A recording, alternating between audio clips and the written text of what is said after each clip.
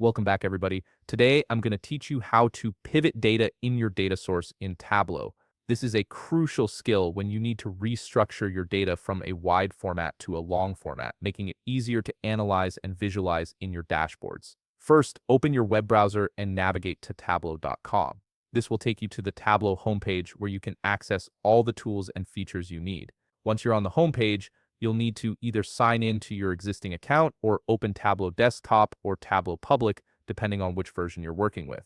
If you have an account, click on the Sign In button. Otherwise, launch the desktop application you have installed on your computer.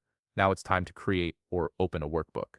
Look for the Explore option on the left navigation menu and click on it. From here, click on New and a drop-down selection will appear. Select Workbook from this menu to start fresh with your data analysis project. Next, you'll need to connect to your data. On the Start page, you'll see a Connect section. Choose your data source here, whether it's an Excel file, a text file, or a database connection. For this tutorial, click on Files and select Upload from Computer. Browse through your files and select the dataset you wish to use in Tableau, then click Open. Once your file finishes uploading, click on Publish Now. You'll be prompted to enter a name for your workbook, so type in something descriptive and click Publish. Make sure your dataset includes location information or whatever fields are relevant to your analysis. After your sheet has loaded, look at the left side corner of your screen. You'll see a Data Source tab. Click on it to view your raw data and see how it's currently structured. This is where you'll perform the pivot operation. From here, it's time to actually pivot your data.